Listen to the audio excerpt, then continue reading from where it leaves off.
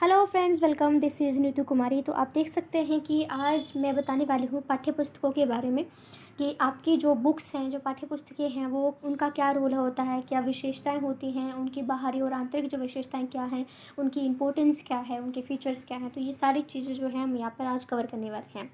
तो चलिए स्टार्ट करते हैं। तो पाठ्यपुस्तक की संज्ञा प्रत्येक वस्तु को नहीं दी जा सकती। इन्होंने बोला है कि हर एक बुक को हम पाठ्यपुस्तक नहीं कह सकते। इसी तथ्य को मद्देनज़र रखते हुए गुड महोदय ने उन्होंने कहा था कि एक निश्चित पाठ्यक्रम के अध्ययन के लिए प्रमुख साधन के रूप में एक निश्चित शैक्षिक स्तर पर प्रयुक्त करने के लिए एक निश्चित विषय पर व्यवस्थित ढंग से लिखी गई पाठ्यपुस्तक को पुस्तक कहते हैं। कहने का मतलब ये था उनका कि हम हर एक जो बुक होती है ना, उसको हम पाठ्यपुस्तक की संज्ञा नहीं दे सकते हैं। पाठ्यपुस्तक वो होती है जो एक विशेष उद्देश्य से लिखी गई होती है, जिसमें बहुत सारी चीज़ों को इन्वॉल्व किया गया होता है, जो आपके ज्ञान को बढ़ोतरी करती है, ज्ञान में बढ़ोतरी करती है। तो उसको हम पाठ्यपुस्तक कहते हैं। अब है कि पाठ्यपुस्तक क्या है। पाठ्यपुस्तक क्या है, इसमें लिखा है कि प्राचीन काल में भारत पाठ्यपुस्तक के लिए ग्रंथ शब्द का प्रचलन था। यानी पहले जो पाठ्यपुस्तकें हुआ करती थी उनको ग्रंथ शब्द से बुलाया जाता था। ग्रंथ का शाब्दिक अर्थ है गूंथना, बांधना, क्रम से रखना वगैरह वगैरह। गुरुकुलों में आचार्य लोग ताड़पत्रा या भोजपत्रा को अपने शिष्यों के समक्ष क्रम से रखते थे। यानी पहले के जो गुरुकुल हुआ करते थे उसमें जो टीचर्स थे, उस टाइम के जो गुरु थे, वो जो ताड़पत्र होते हैं, जो भोजपत्र होते हैं, उन पे लिखा करते थे। उनमें बीच में छेद करके किसी धागे से गूंद भी देते थे, इसलिए उन्हें ग्रंथ कहा जाता था। मतलब होता है ना कि कागज पत्तों पे लिखा करते थे और फिर जो सुई है उसे सिल देते थे, एक कॉपी की फॉर्म में बना दिया करते थे। पाठ्यपुस्तक की संज्ञा प्रत्येक पुस्तक को नहीं दी जा सकती। इसी तथ्य को मद्देनज़र रखते हुए जो गुड है उन्होंने कहा था, जिसको हम पहले पढ़ चुके हैं तो इसको दोबारा रिपीट हम नहीं करेंगे। बाकी इतना समझ में आया है कि पाठ्यपुस्तक जो है उसका मतलब क्या है। और साइड साइड में आप पिक्चर्स भी देख सकते हैं कि पहली से पाँचवीं तक की जो क्लासेस की बुक बनाई जाती हैं उनको कितना अच्छे से सजाया जाता है। अब इस बुक को ही देख लीजिए, कितना इंटरेस्टिंग लग रहा है ये देख के। मतलब लिखा हुआ है नई रंगोली, हिंदी हिंदी पाठ्यपुस्तक है। एक पेड़ बनाया गया है जिसमें अलग अलग तरह के, मतलब नॉर्मल पेड़ नहीं है ये, देखो अलग अलग पत्तियां हैं, कलर भी अलग अलग है, तितलियां उड़ रही हैं, छोटे छोटे बच्चे हैं जो खेल रहे हैं, ठीक है। मतलब QR कोड भी साइड में दिया गया है। तो इतने इंटरेस्टिंग वे में जो बुक्स हैं बनाई जाती हैं कि ताकि इसलिए बनाई जाती हैं ताकि बच्चा उसमें इंटरेस्ट ले के पढ़े कि हाँ मुझे इस बुक को पढ़ना है। बच्चों का थोड़ा मतलब होता है, बच्चे को आप होते हैं बहुत जल्दी बोर हो जाते हैं बच्चे, तो उनके लिए हमेशा ही अच्छी से बुक बनाई फॉर्म की जाती हैं। पाठ्यपुस्तक का स्वरूप। सामूहिक शिक्षण व्यवस्था में पाठ्यपुस्तक बहुत ही आवश्यक एवं उत्तम शैक्षिक साधन है। भाषा व साहित्य के अध्ययन अध्यापन में पाठ्यपुस्तक अनिवार्य होती है। पाठ्यपुस्तकों के मध्य से पठ्य या पाठ्य सामग्री के रूप में साहित्य, संस्कृति, धर्म, कला, भूगोल, इतिहास, ज्ञान, विज्ञान, खेलकूद आदि जो है वो ठीक है, आदि अनेक प्रकार के विषयों को समावेश किया जाता है। यानी पाठ्य पुस्तकें जो होती हैं उनका अलग अलग नामों से हम लोग बनाते हैं। जैसे ये अपनी धर्म से संबंधित है, कोई आर्ट की है, कोई भूगोल है, इतिहास है, विज्ञान है, खेलकूद है। इन सभी से संबंधित जो है हमें बुक्स जो हैं वो पाठ्य पुस्तक को हमारे सिलेबस में ऐड किया जाता है। अब हम बात करते हैं कि शिक्षण प्रक्रिया में पाठ्यपुस्तक की क्या भूमिका होती है। प्राचीन काल में जब मुद्रण काल का विकास नहीं हुआ था, तब समस्त विषयों की शिक्षा मौखिक रूप से हुआ करती थी। आधुनिक युग ज्ञान, विज्ञान एवं तकनीकी के अत्यधिक विकास के कारण मौखिक शिक्षा देना असंभव ही नहीं, दुष्कर कार्य है। यदि यह कहा जाए तो कोई अतिशयोक्ति ना होगी कि भाषा की पुस्तकों तो साधन साध्य के दोनों के रूप में प्रयोग की जाती हैं। बच्चों को उच्चारण करने, पठन कला में निपुण करने, उनकी बौद्ध एवं कल्पना शक्ति का विकास करने, उनकी रचनात्मकता यानी क्रिएटिविटी वृत्ति को सचेत करने और उन्हें विविध विषयों का ज्ञान कराकर उनका चित्रण निर्माण करने के लिए इनका यूज़ किया जाता है। क्योंकि जो पाठ्य पुस्तकें होती हैं उसमें कुछ ऐसी एक्सरसाइज दी गई होती हैं जो आपकी क्रिएटिविटी लेवल को बढ़ाती हैं। आपको बहुत सारी ऐसी एक्सरसाइज में बहुत सारी चीज़ ऐसी करने को दी जाती हैं जिससे बच्चा अपने दिमाग को लगाता है। अलग अलग राजा महाराजाओं के बारे में पढ़ता है, हमारे स्वतंत्रता सेनानियों के बारे में पढ़ता है, तो उसके अंदर भी वैसे ही विचार आने लग जाते हैं। तो अपनी पर्सनैलिटी को बहुत अच्छे से डेवलप कर लेता है।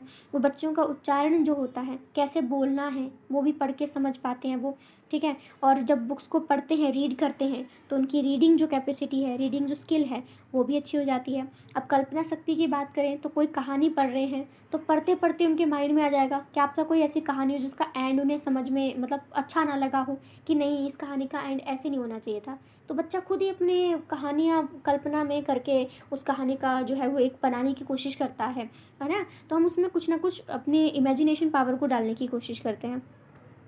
पाठ्यपुस्तकों के उद्देश्यों की बात करें तो है छात्रों की कल्पना शक्ति को विकास, जैसे मैं बता के हटी हूँ। फिर है स्वाध्याय के प्रति रुचि विकसित करना। जो बच्चे होते हैं उनमें सेल्फ स्टडी बुक होएगी तो टीचर की ज़रूरत कई बार नहीं होती है, हम खुद ही रीड करके जो चैप्टर उसको समझ लेते हैं। बड़े लेवल पर तो हम अक्सर यही करते हैं। विषय विविधता के बारे में ज्ञान करना। जिस भी विषय की हम पुस्तक पढ़ रहे हैं उसके बारे में हमें बहुत सारी जो चीज़ें हैं वो पता चल जाती हैं।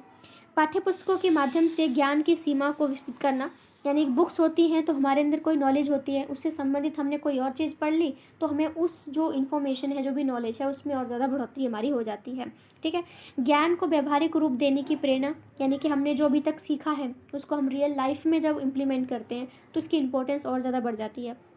सत्य असत्य का विवर्क करना, शुभ अशुभ का ज्ञान कराना, क्योंकि कई बार बच्चों को अंधविश्वास में डाल देते हैं कि ये चीज़ करना सही है, चीज़ करना गलत है, चाहे वो मतलब उसका कोई रोल भी ना हो। पाठ्य पुस्तकों आपको बताती हैं कि आपको भेदभाव नहीं करना है, आपको अंधविश्वास में नहीं पढ़ना है, धर्मनिरपेक्ष आपने बन के रहना है, तो ये इसकी इम्पोर्टेंस हो जाती है, मतलब उसका पर्पज़ है कराने का।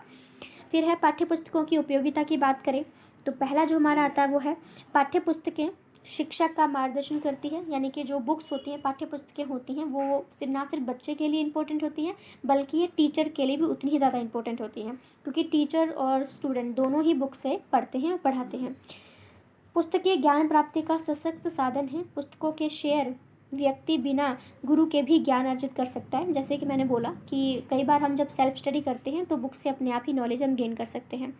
पुस्तकें अनेक सूचनाओं का संग्रह है। ऑफ कोर्स हमारी बुक्स जो है उनसे हमें कितनी सारी नॉलेज मिलती है, इन्फॉर्मेशन की बात नहीं कर रही हूँ मैं, नॉलेज मिलती है। पुस्तकें अर्जित ज्ञान का स्थायीकरण है। ज्ञान प्राप्ति के लिए पुस्तकें सर्व सुलभ एवं मितव्ययी साधन है। पुस्तकें मौलिक चिंतन की पृष्ठभूमि तैयार करती हैं। पुस्तकों से ज्ञान में स्वाध्याय यानी कि सेल्फ स्टडी की फीलिंग आती है।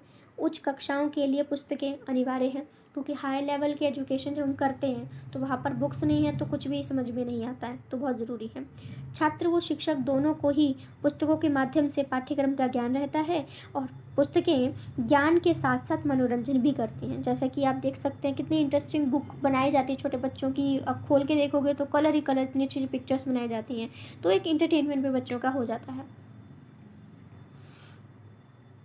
पाठ्य पुस्तकों की विशेषताओं की बात करें तो पहला है पाठ्य पुस्तकों को हम मुख्यतः दो विशेषताओं के आधार पर जो है वो विभाजित करते हैं, आंतरिक विशेषता और बाहरी विशेषता।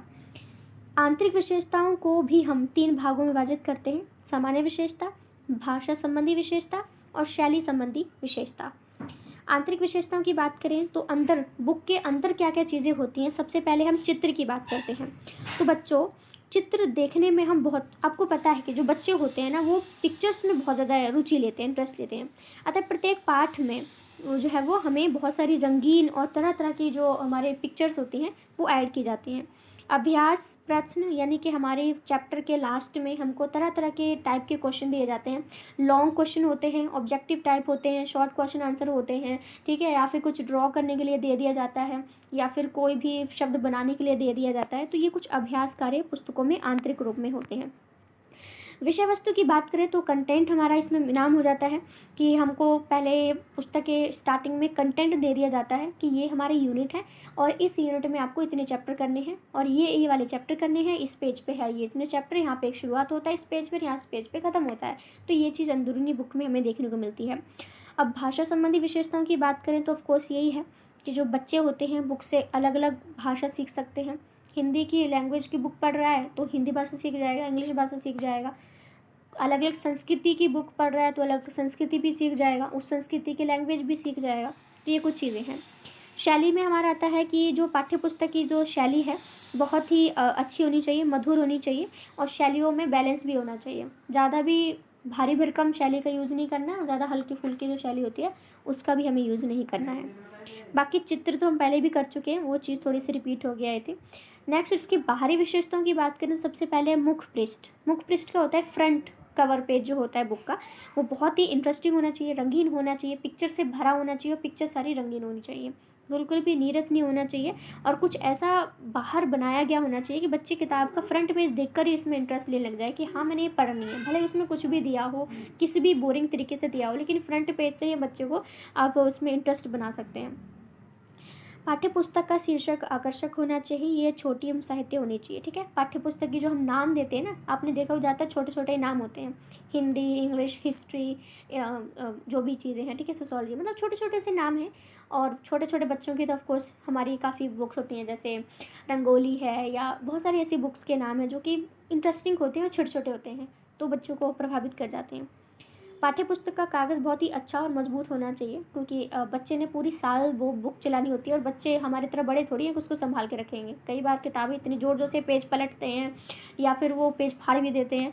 तो जो बुक का जो कागज़ बनाया जाता है, इस पर लिखा जाता है, वो थोड़ा मोटा होना चाहिए, और थोड़ा बड़ा भी होना चाहिए, और मजबूत भी होना चाहिए। सामान्य विशेषताओं में आते हैं मनोविज्ञान। मनोविज्ञान में आता है कि जो पाठ्य पुस्तकें बनाए जाते हैं बाल केंद्रित होनी चाहिए, यानी कि बच्चे को देखकर ये बुक्स का फॉर्मेट बनाना चाहिए कि इस उम्र के बच्चे के लिए इस टाइप का कंटेंट या इस टाइप की बुक ठीक रहेगी, ठीक है। तो उसके बाद है रुचि। रुचि यही है कि पुस्तक ऐसी हो कि बच्चे उसमें रुचि लें। नाटक, लेख, संवाद, कहानी, कविता, यात्रा विवरण, ये सब उसमें ऐड होना चाहिए। ऐसा नहीं कि सिर्फ चैप्टर ही ऐड कर दिए, बच्चों को चैप्टर, कहानी, ये सब चीज़ें उसमें ऐड होनी चाहिए। मौलिक में आता है, पाठ्य पुस्तक में मौलिकता होनी चाहिए। मौलिकता का मतलब है कि न्यू होना चाहिए, न्यू कंटेंट होना चाहिए, कहीं से चेपा हुआ कॉपी करके आपने वही बुक में नहीं छाप देना है, आपका कुछ नए विचार उसमें होने चाहिए। शिक्षाप्रद एवं प्रेरणादायक पुस्तकें ज्ञानवर्धक मतलब सिंपल सी बात है कि आप कोई भी बच्चे को बुक पढ़ा रहे हो, उसमें कोई ना कोई बच्चे को नॉलेज मिलनी चाहिए। ऐसा नहीं कि आप बुक पढ़ा रहे हो, उसका कंटेंट बिल्कुल अच्छा नहीं है, बस आप पढ़ाए जा रहे हो। बुक जो भी बनानी है वो ऐसी होनी चाहिए कि बच्चे को उसमें ज्ञान प्राप्त हो, ठीक है। तो ये कुछ हमारा कंक्लूजन भी आता है, तो इस तरह से कंक्लूजन बिल्कुल भी इंपॉर्टेंट नहीं लग रहा मुझे यहाँ पे, तो इसको हम नहीं रीड करेंगे, बाकी आप पढ़ सकते हैं, आपके सामने दिख रहा है। तो हमारा जो सेशन है वो यहीं पे ख़त्म हो जाता है। अगर आपको वीडियो अच्छी लगी हो तो वीडियो को लाइक, शेयर, सब्सक्राइब, आपका मन करे तो आप कर सकते हैं। So thank you so much friends, thank you.